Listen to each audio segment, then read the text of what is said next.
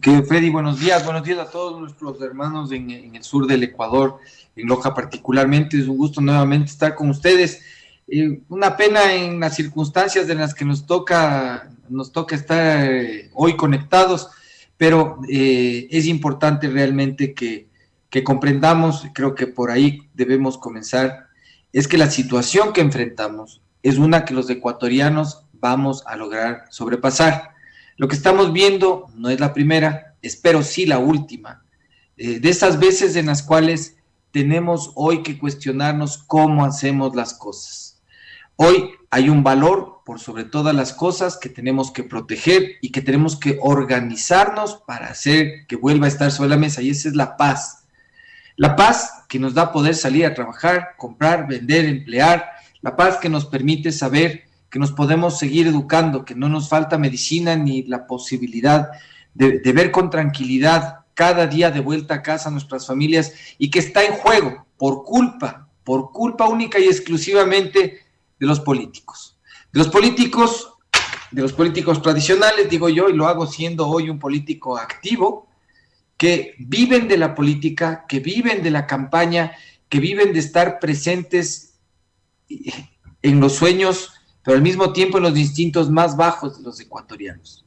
Lo que vemos el día de hoy es una crisis política como muchas que hemos tenido en otras circunstancias, y que el día de hoy tal vez, más que servirnos, que debe de servirnos definitivamente, que para sacar un funcionario de su puesto, debe servir al país para retirar a malos líderes del impulso de las causas sociales.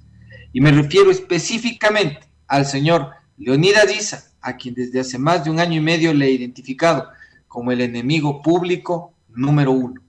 Las causas del indigenismo son válidas. Las causas que mantienen al pueblo indígena levantado son válidas, pero son las mismas desde que comenzó la democracia en 1979. Eso no quiere decir otra cosa, sino que el liderazgo dentro de las líneas indígenas tal vez tiene la necesidad de empezar a hacer las cosas de una manera diferente. Pero por otro lado, sin duda, tenemos un gobierno como el del señor Lasso. Yo pedí el voto por el señor Lasso. Deseo profundamente como ciudadano que el señor Lasso complete su periodo de gobierno, pero deseo profundamente que lo haga orientado en el cumplimiento de las propuestas electorales que nos hizo. Y eso es un Estado liberal, republicano, que tiene la capacidad de atraer inversión, de bajar impuestos y crear empleo con las líneas que nos ofreció y no de otra manera. Hoy se plantea al gobierno y se nos plantea a todos una nueva oportunidad, y eso es lo que hay por delante. El gobierno, si algo ha hecho bien, es lograr generarnos ahorros que antes no teníamos. Hoy tenemos un guardado que se llaman reservas. Esas reservas sirven conceptualmente, o como están funcionando, para que el sistema financiero tenga como prestarnos. Bueno, también sirve para otras cosas a las cuales les puede echar mano el gobierno nacional, y eso es hacer inversión social de emergencia. El gobierno hace pocas horas estuvo a punto de cerrar, digamos, la paz con el señor Issa por un paquete económico de cerca de 1.800 millones de dólares, pero el señor Issa nos descubrió que su agenda en realidad no es representar al movimiento indígena o a los campesinos, que su verdadera agenda no es buscar la paz ni lograr las reivindicaciones del movimiento indígena, porque se levantó de la mesa. Él se levantó de la mesa. En lugar de aceptar, él decidió, bajo el eufemismo de ir a consultar las bases, dejar de manera insubsistente la negociación. Entonces, este ya no es un asunto de una causa indigenista, sino de un mal líder que tiene una agenda personal debajo de la mesa. Esto tiene que evidenciarse, porque el gobierno nacional, sin ser un gobierno de Einstein, porque el presidente no es un genio, definitivamente ha mostrado la voluntad de hacer bien las cosas. Tarde, definitivamente tarde, porque mucho de lo que sufrimos hoy es la consecuencia de no haber hecho las cosas a tiempo. El presidente puede, por este medio y por todos lo he hecho durante las últimas horas y lo voy a seguir haciendo, tiene que volver al plan, tiene que volver a lo básico.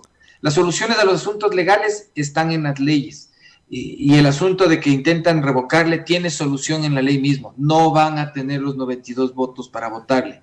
Asunto solucionado. Pero los asuntos políticos no se solucionan con la ley, se solucionan en el corazón del líder, y el líder que tenemos al frente en esta circunstancia es el presidente Guillermo Lasso.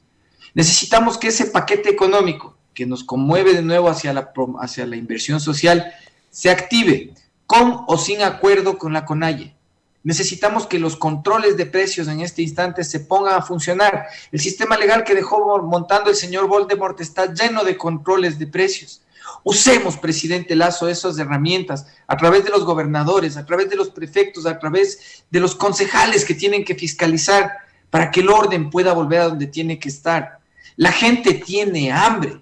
Mucha gente sale y se suma al proceso de los indígenas porque tiene hambre, porque está desconsolado. Mucha gente no sale a apoyar ninguna causa y se queda en su casa porque igual tiene hambre, pero está esperando que su negocio se vuelva a abrir, que la economía vuelva a funcionar. Presidente, las soluciones están en su corazón.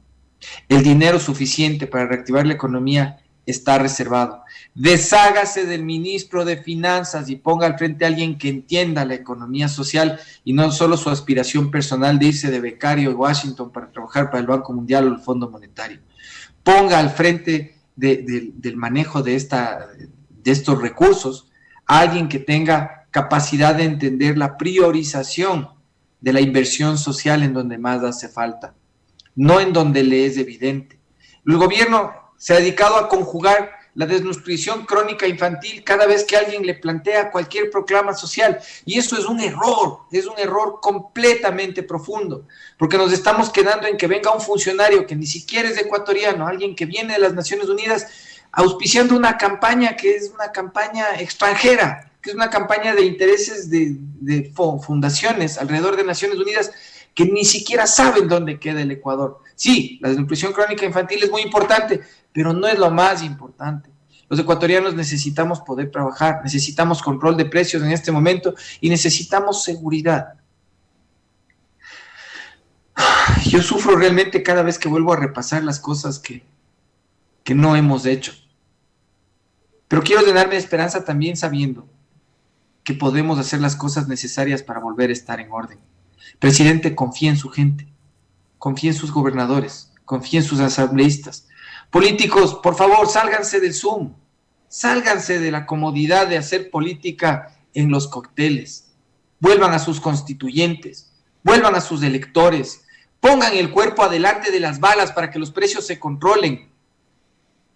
Controlen su lengua, que no sirve para nada. En los últimos 2 días hemos visto el nivel de pena de los discursos de casi todos los asambleístas, y digo casi todos porque sería incorrecto, alguno no le habré escuchado y de pronto estuvo mejor que la basura que he escuchado durante estos últimos 2 días. No merecen sus sueldos, si no son capaces de salir a la calle a apoyar a los ciudadanos a controlar los precios, a ayudar a mantener el orden democrático. El orden democrático se construye hoy si somos capaces de ser responsables de construir la paz. No podemos aceptar discursos de odio, discursos racistas, ni de ida ni de vuelta, ni de los que son puros, ni en contra de los que son indígenas. No podemos aceptar un discurso que nos invita a armarnos para proteger el orden. No podemos. No podemos caer en ser imprácticos por ser emocionales y de pronto caer en una guerra civil que lo único que haría es destruirnos.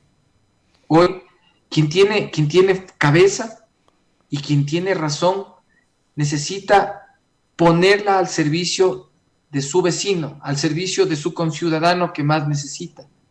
Hoy es el momento de organizarnos para que no falte comida en la casa de nadie. Hoy es el momento de demostrar que la empatía no es un ejercicio de condolencia, que la empatía no es un ejercicio de filantropía, que somos capaces como ecuatorianos de darnos la mano unos a los otros para construir la paz y decirle a nuestro gobierno y decirle a nuestros dignatarios y a quienes representan las causas que impulsamos, que no queremos confrontarnos. Porque mientras lo hacemos nosotros, mientras estamos distraídos pegándonos entre nosotros, el narcotráfico hace su agosto en junio. La minería ilegal sigue produciendo mientras los demás nos morimos de hambre. La trata de personas sigue llevándose niños, sigue llevándose mujeres, sigue drenando nuestro talento humano para esclavizarlo. No nos distraigamos de lo que nos interesa. A quienes pulsan porque tienen una convicción ideológica, no se pierdan en eso. El correísmo ya terminó. Es una página de la historia quemada. El indigenismo continúa. El indigenismo continúa, pero necesita un nuevo liderazgo. El lacismo no existe. Tenemos un gobierno en funciones que necesita ser respaldado y que podemos respaldar haciendo un ejercicio de solidaridad y empatía entre nosotros. No es que crea que tenemos todos que ponernos flower power, como alguien me decía hace unas horas, pero sí necesitamos ser pacifistas, no apaciguados, pero sí pacifistas en el sentido de que nuestro país no puede ir a una guerra civil, necesita ir a una buena economía. Creo que les he dicho en resumen mucho de lo que siento que podemos hacer, porque soy político. Las soluciones legales están en el sistema legal, las decisiones políticas en el corazón de los políticos, desde donde les hablo a todos en el sur del país y en todo el Ecuador. Hoy podemos mostrar de lo que estamos hechos, construyendo la paz por sobre todas las cosas. Doctor, se ha dilatado demasiado estas manifestaciones del movimiento indígena, que como usted bien lo dice, la agenda del dirigente parece que es otra, ¿no? En realidad todo queda a la vista ahí. Esta disminución del precio de la gasolina de 10 centavos galón, en relación a lo que hemos visto, veíamos cómo en el Perú bordea de 6 a 8 dólares el precio de la gasolina por galón. En Estados Unidos están los 7 dólares y casi todo el continente los precios son exageradamente altos. ¿Es correcto esta disminución del precio de la gasolina o tendrá algún impacto fuerte en el presupuesto nacional del Estado? El costo de esta disminución para el siguiente año son cerca, según mis cálculos que pueden estar errados porque no soy economista, pues son alrededor de 230 millones de dólares que nos vamos a fumar. Porque eso es lo que sucede con esto. Señor Issa, nos vamos a dejar sobre la mesa 230 millones de dólares. Anuales. En muchos se van a ir al Perú, en muchos se van a ir a Colombia. Eso es esa bajada de 10 centavos. No nos va a traer la felicidad, presidente Lasso. Esta es una medida insuficiente. Yo creo que tenemos que usar los recursos que tenemos en esa reserva para cosas que cambien la vida de los ecuatorianos. Esa bajada de estos 10 centavitos, lo único que hace es que regalemos 230 millones, probablemente una gran parte de eso a los consumidores de combustibles de Perú y Colombia. Y después de unos meses vamos a estar diciendo, de gana hicimos eso y le van a estar exigiendo al gobierno que haga más cosas. Yo creo que es un gesto de buena voluntad, una señal de capacidad de negociación del gobierno, pero sin duda no va a construir la felicidad de nadie, no va a solucionar el asunto. Hoy es necesaria una solución integral que el gobierno está en capacidad de hacer. Si del otro lado el movimiento indígena, ojalá pusiera un interlocutor distinto de alguien que realmente nos vuelve a todos víctimas de su vanidad y de su poca capacidad de liderar moralmente para todos. Ahora, ahí hay un asunto, claro, se habla de más de 600 millones de dólares en promedio de lo que resta del gobierno, ¿no? Pero eso incluso dependerá de que suba el precio del petróleo, es decir, mientras más suba, más alto será el subsidio, doctor, y mientras más alto sea el subsidio, menos dinero habrá para la obra pública, para la reivindicación de los sectores más marginados, como son los indígenas, que, como usted bien lo anotaba, desde que se organizaron en la CONAIE, hasta ahora tampoco no han salido de la pobreza. Vea usted, doña Cintia acaba de traer camiones, es una columna de camiones que trae desde el Perú alimentos para resolver el problema de los habitantes de su ciudad, de su cantón. Entonces, ¿va a dejar algunas otras secuelas este enfrentamiento? Definitivamente esto va a traer secuelas económicas muy costosas para el Ecuador, pero digámoslo así, si tenemos la capacidad de definir qué uso le vamos a dar a estos recursos que tenemos, en lugar de solamente dar subsidios, si es que el mismo indigenismo, si las fuerzas sociales, nos podemos concentrar en 3 cosas ahorita. El Estado debería concentrarse solo en 3 cosas: salud, seguridad y educación. Si el Estado hace un buen paquete de medidas que nos garantice a los ecuatorianos que vamos a estar durante los próximos 3 años concentrados con suficiencia en tener estas 3 cosas, todo lo demás puede empezar a andar coherentemente. Pero si queremos irnos en regalos, en un combustible subsidiado que se va a escapar del país para mantener a nuestros propios competidores, estamos equivocados. Estamos terriblemente equivocados. Por eso, insisto, el llamado hacia las fuerzas en conflicto y sobre todo hacia el indigenismo es que pongan al frente de esta mesa gente que le interese el Ecuador, no que le interese su presencia en las próximas elecciones. Porque hoy el señor Issa además ya se ve candidato a presidencial y demás, y creo que ha empezado a obrar en ese sentido. Hay quienes dicen que además está tratando de pulsar para impulsar la posición del correísmo, tratar de desbaratar todo para que pueda volver el líder del correísmo, el señor Voldemort, le digo yo, por el villano de Harry Potter. Pero yo quiero quedarme en que Issa simplemente es un vanidoso y no un conspirador a sueldo. Pero es necesario que él no esté en la mesa para que esto se solucione. Y a estas alturas, yo le diría al gobierno que considere realmente hablar con otros líderes del proceso indígena para que esto funcione. Dentro de la FENOCIN, dentro de la misma CONAIE, hay gente que tiene una capacidad emocional e intelectual, además de preparación, distinta de la del señor Issa, que podría facilitar esta circunstancia.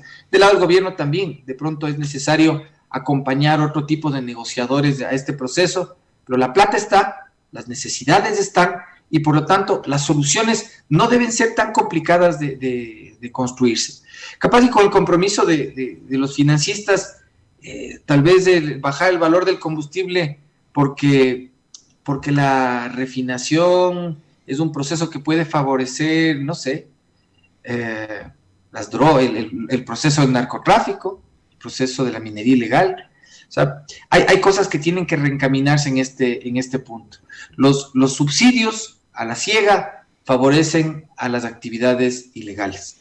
En ese sentido, creo que el gobierno ha hecho un buen esfuerzo con eso, pero no es lo suficiente, y creo que del resto de posiciones políticas tenemos que dejar de lado el a favor o en contra de alguien y empezar a conjugar el suficiente para qué, suficiente para cuándo, suficiente cómo.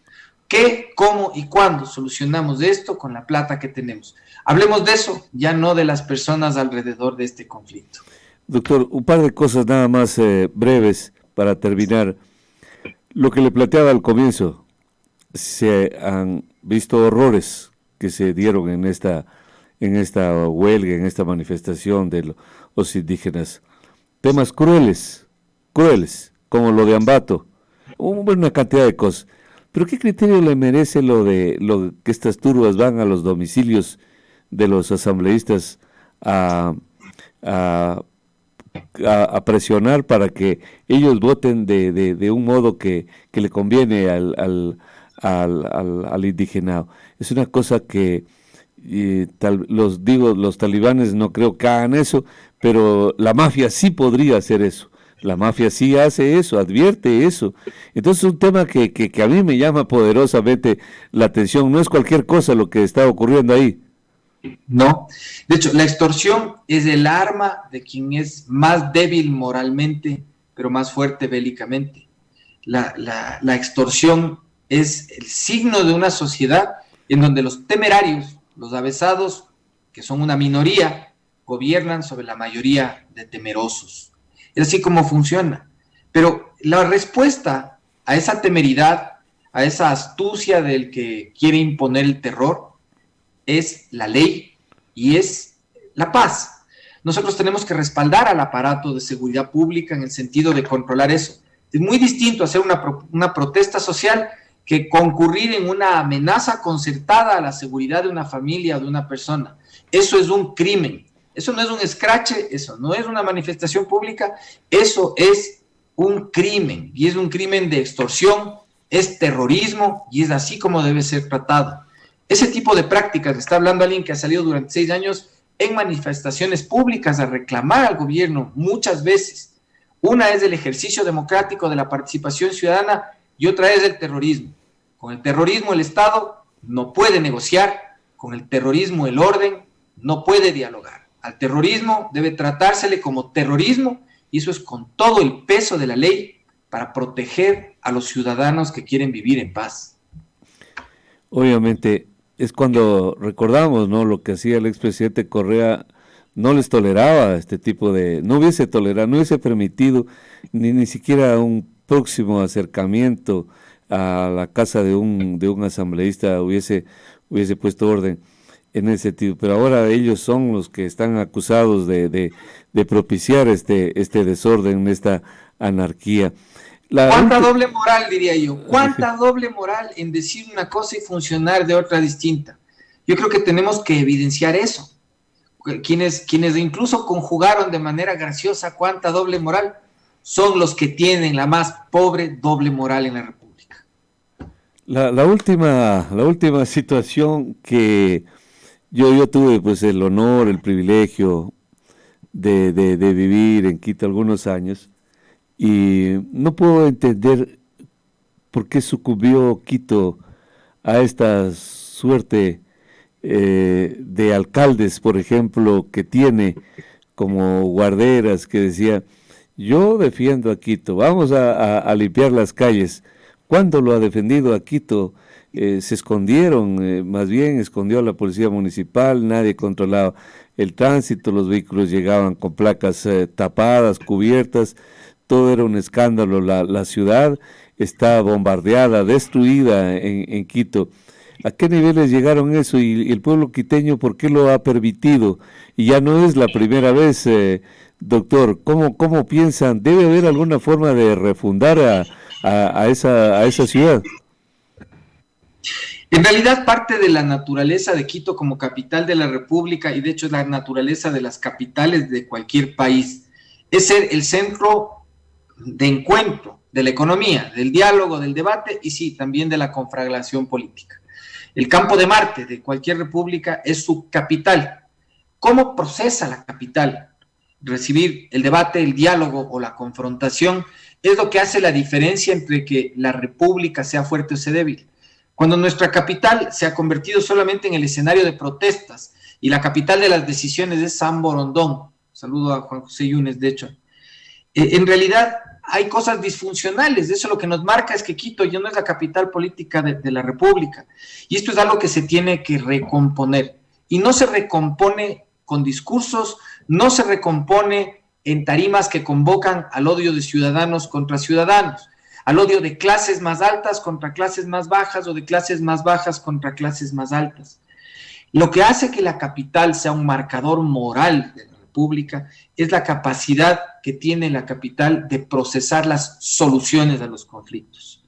Porque si uno no es digno de dar soluciones, no es digno de liderar tampoco. Entonces, la defensa del territorio por sí mismo, de la ciudad, en lo que compete a la seguridad pública y a la seguridad ciudadana, definitivamente lo que hemos tenido es unos concejales, están 12, 15 años de concejales, y no han aprendido cuál es su función, porque en las calles no han estado.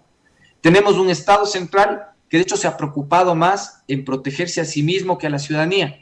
Y la ciudadanía en Quito ha estado presente en las calles, tanto en posiciones a favor como en contra en este conflicto. Freddy, yo he estado durante estos 14 días, todos los días, recorriendo los puntos calientes de la ciudad, los puntos de conflicto, en donde la gente se ha enfrentado con la policía, en donde la ciudadanía se ha enfrentado con la ciudadanía, en donde han sucedido robos, en donde se han pinchado llantas, se han puesto miguelitos. Yo por ser parte del Quinto Poder no puedo evitar estar recorriendo, o sea, aunque no tome facción, estar cerca de la protesta. Y le puedo decir que Quito más bien ha estado vigorosamente en la protesta. Lo que hemos visto en los últimos días son muchos quiteños saliendo en contra del gobierno. Cuidado, nos vayamos a confundir de que esto solo es indígena. Hay miles de personas en la ciudad de Quito que ante el hambre han salido a manifestar en contra del gobierno. Ha habido unos pocos, bastantes en los últimos días, que han salido a tratar de proteger la democracia, otros a proteger al gobierno. Pero al final de cuentas son facciones. Y estas facciones han estado vigentes, parte del ejercicio de ser capital. Mucha gente quiere escuchar unas voces en tarimas, quiere ver gente de una u otra manera liderando la protesta o la defensa. Pero en realidad los quiteños no salen. Los quiteños se han quedado guardados. Los que salen son violentos que viven en Quito.